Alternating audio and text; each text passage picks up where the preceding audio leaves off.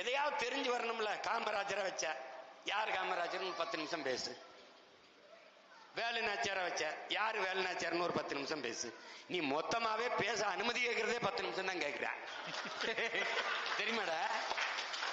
ஏய், திருச்சியில இந்த போராடல அதுக்கு கேட்கறத 15 நிமிஷம் தான் கேட்டிருக்காப்ல. அரசு இன்னொரு 5 நிமிஷம் பேசிக்கன்னு கொடுத்துருக்குது. இதுக்கே சனிக்கிழமை சனிக்கிழமை வரைக்கும் மனப்பாடம் பண்ணணும், நடிச்சு பார்த்து வந்து பேசணும். அடுத்த சனிக்கிழமை சனிக்கிழமை பிக் பாஸ் மாதிரி சனங்கள் வந்து விஜய் வர்றாரு. இதுல வேற வேட்டைக்கு தான் வெளியில வருவியா? நீ வேடிக்கை காட்ட வர்றவனா இருக்க. ஒரு அடிப்படை தெரியுதா உனக்கு? நீ படிச்சிருக்கீல, அடிப்படை தெரியுதா? செத்த மிருகத்தை செத்ததை திங்காத சிங்கம். இதுல இருந்தே உனக்கு தெரியல. அது எந்த காலத்திலயும் வேட்டைக்கு போகாதரா. பெண் சிங்கம் தாண்டா வேட்டையாடி கொண்டாடும், அது செத்த தாண்டா முன்னாடி கொண்டாந்து போடும், அதை தாண்டா அது திங்குது. நீ வேடிக்கை பார்க்க வர சிங்கம், வேடிக்கை பார்க்க வர சிங்கமா இல்ல, வேடிக்கை காட்ட வர சிங்கமா இருக்க. கோட்பாட்டு அளவுல தான் எதிர்க்கிறேன். உறவளவுல நீ அண்ணன் தம்பி இல்லைன்னு நம்ம பேசுறோமா, சண்டை போடுறோமா? அப்ப எதிர்க்காம எப்படி? நீ பெரிய எதிரிகளோட மண்ணு கட்டி நான் முன்னேறி போகும்போது வெறும் திரைக்கவர்ச்சி மச்ச வச்சு மூடலாம் போது ஏறி வந்த ஒரு எளிய மகன் எங்க அண்ணன் கமலஹாசனை குறுக்க விட்டாங்க.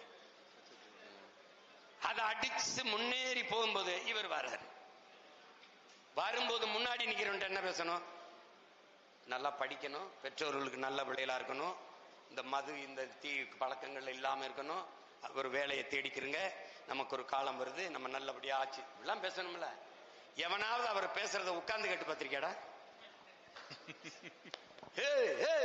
கேட்டல முதல் காட்சி கத்தோம்ல, அதே தான். அப்புறம் ஏன எதிர்க்கிறீங்கன்னா, உனக்கு நண்பா நண்பி, எனக்கு தம்பி தங்கைகள், அவன் எதிர்காலத்துக்கு தான் நான் போராடிக்கிட்டு இருக்கேன். அவனை வந்து இப்படி விட்டுறக்கூடாதுன்னு நினைக்கிறேன். அதனாலதான் கத்துறேன். ஏய் இருப்பா, உன் வேலை இல்லப்பா, இருப்பா. நான் இங்க சண்டை போட்டுக்கிட்டு இருக்கேன்ல, குறுக்க வரும்போது என்னடா இவன் வேற ஒரு இதுன்னா வருது. எதிர்க்க வேண்டிய தேவை எனக்கு என்ன வம்பா வருது? நான் கேட்கிற கேள்விக்கு பதில் சொல்லி. இப்போ பாரதிய ஜனதா உன் கொள்கை எதிரி. முதல்ல உன் கொள்கையை சொல்லு, அது எதிரா இருக்கா இல்லையான்னு நான் சொல்றேன். என்னடா சிரிக்கிறா? ஏன் முதல்ல உன் கொள்கையை சொல்லுப்பா. என் கொள்கை எதிரி அது இல்லடா கொள்கை. எந்தெந்த கொள்கையில் உனக்கு எதிரி அதுதான் கொள்கை. திமுக அரசியல் எதிரி. எந்தெந்த அரசியலில் முரண்படுற? அப்போ அதிமுகவின் அரசியல் உனக்கு எதிரியா இல்ல, அப்ப காங்கிரசின் கொள்கை உனக்கு எதிரியா இல்ல. அதானது. பாரதிய ஜனதாவுக்கும் காங்கிரசுக்கும் ஒரு கொள்கை மாற்று யாராவது இந்த கூட்டத்தில் சொல்லுங்க, யாராவது சொல்லுங்க பெருமக்களே. வெளியுறவுத்துறை கொள்கை, பாதுகாப்பு கொள்கை, மருத்துவ கொள்கை, கல்விக் கொள்கை, போக்குவரத்து எதுலயாவது இருக்காட தம்பி? எல்லாம் சேம். திரும்ப திரும்ப சொல்றேன், பாரதிய ஜனதா காங்கிரஸ், திமுக அதிமுக கொடிகளில் வண்ணம் மாறும், கொள்கையில் எண்ணம் மாறாது. Party change, no policy change. போட்டு குழப்பிக்காத. ரெண்டா பயலா யோக்கிய பய. இந்த நாட்டிலே தமிழ் தேசிய மக்கள் பெருத்து வாழ்கிற இந்த நாட்டிலே இருக்கிற பலாயிரக்கணக்கான பிரச்சனையை தந்தவன் எவன்? ஒன்னு காங்கிரஸ், பாரதிய ஜனதா. அவன் திணித்த போது கைகட்டி வேடிக்கை பார்த்த அனுமதித்தவன் எவன்? திமுக அதிமுக. இந்த 4 பேரை தாண்டி எனக்கு இந்த நாட்டில் பிரச்சனை வந்ததுன்னு யாராவது சொல்லு. இந்த 4 பேருமே திட்டு போய், அப்ப 4 பேருமே அடிக்கணும். என்ன எப்படி கூடுவான்? எப்படி கூடுவான்? திமுக ஆட்சியை ஒழிக்கணும், எல்லாரும் வாங்க ஒன்னா நிப்போம். ஏடிஎம்கே. பிஜேபி உள்ள விட்டுறப்படாது, எல்லாரும் வாங்க ஒன்னா நிப்போம். டிஎம்கே. நான் உங்க 2 பேரையும் ஒழிக்கணும், அதனால நாங்க ஒன்னா நிக்கிறோம். எப்படி நிக்கிறோம்? நம்பர் 1. ஒரு கட்சியை ஒழிக்கிறதே கொள்கையா இருக்க முடியுமாடா? ஒழிச்சிட்டு நீ என்னடா பண்ணுவ? நபிகள் நாயகம் என்ன சொல்றாங்க நமக்கு? தீமையை எப்படி ஒழிப்பீர்கள் நபிகளாரே? நன்மையை வைத்துத்தான். திமுகவுக்கு மாற்று இன்னொரு திமுக எப்படி இருக்க முடியும்? நெருப்பை வைத்து எப்படி அணைக்க முடியும்? அங்க ஒரு தண்ணி தேவைப்படும். ஊழல் லஞ்சத்துக்கு எதிராக சுமாரான ஊழல் லஞ்சம் இல்ல, அங்க உண்மையும் நேர்மையும் தான் மாற்றா இருக்க முடியும். அததான் நாம சொல்றோம். நீ அப்படி எதையுமே சொல்லாம வந்து இப்பதானே வந்திருக்காருன்னு, இப்பதுக்கு வர அப்புறமா வா, நான் இவங்களை முடிச்சுக்கிறேன். இப்ப எதுக்கு வரணும்னு சொல்லு தம்பி. முதலமைச்சர் ஆவதல்ல லட்சியம், முதலமைச்சராகி நான் என்ன செய்ய போகிறேன் என்பதுதான் இலக்கு, லட்சியம்.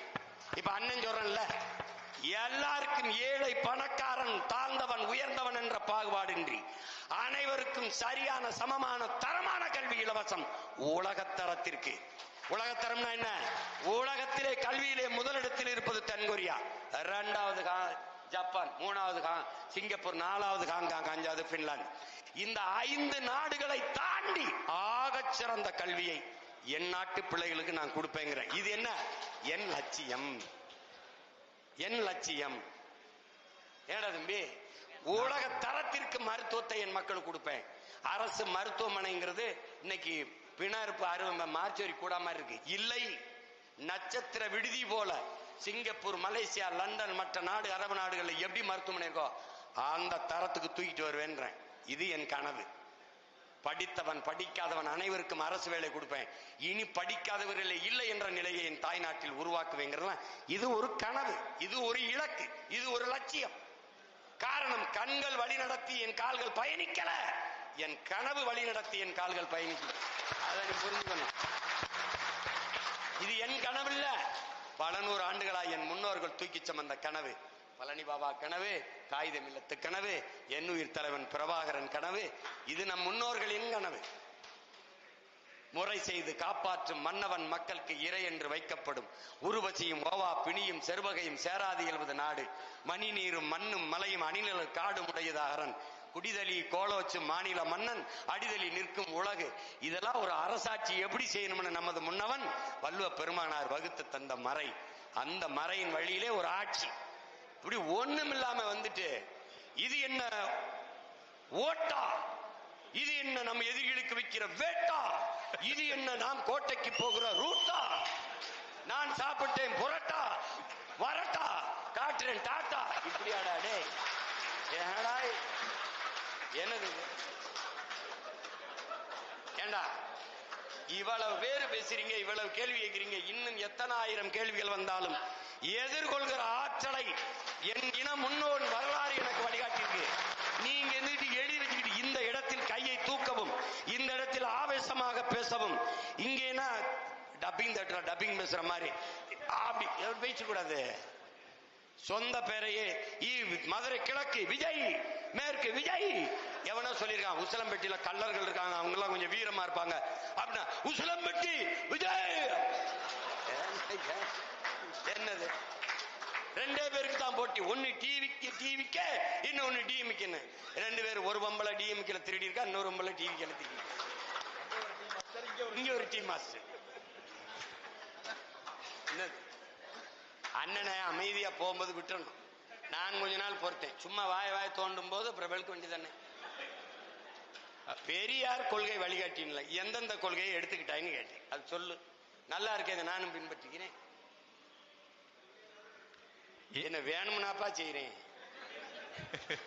வேணும்னா செய்யறேன். டேய், வேற ஆளா இருந்தா ஒண்ணு தற்கொலை பண்ணி செத்துருப்பான், இல்லைன்னா கொலை பண்ணிட்டு ஜெயிலுக்கு போயிருப்பான், பைத்தியமாயி பைத்தியக்கார ஆஸ்பத்திரிக்கு போயிருப்பான். இந்த மகனுக்குள்ள இருக்கிற உறுதியை தந்தவன் பிரபாகரன் என்ற பெருந்தலைவன். என் முன்னோர்கள். நான் என்னடா உயிரோட போராடிக்கிட்டு இருக்கேன், போராடி செத்தவங்கடா அவங்கெல்லாம். நீ வந்து போயிட்டு என்னென்ன இது இவர் அப்படின்ன. இதை தாண்டி ஒரு அரசியல் எடுத்து வை. நல்லா பேசுறாப்லையே தம்பி, நம்மளே ஆதரிக்கலாம். அது முகத்தை பார்த்து, என் முகம்தான் போடுங்க ஓட்டு. 5 வருஷம் கழிச்சு இந்த மூஞ்சி கேவலமாய் போகும். என் முகத்தை பார்க்காதீர்கள், நான் முன்வைக்கிற கருத்தை பாருங்கள். அதான, என் மதத்தை பார்க்காதீர்கள், அதை கடந்து நாங்கள் முன்வைக்கிற மானுடத்தை பாருங்கள், உயிர்மை நேயத்தை பாருங்கள். அப்படிதானே பார்க்கணும். அதை பேசாம சாதியை பார்க்காதீர்கள், நாங்கள் எங்களின் சாதிக்க துடிக்கிற அந்த எண்ணத்தை பாருங்கள். அப்படிதானே வைக்கணும். நோம்பு கஞ்சி குடிக்க நீ எந்த கட்சி வந்தாலும் இந்த அடிதான். என்ன தெரியுமா, எங்க மச்சனை என் தம்பி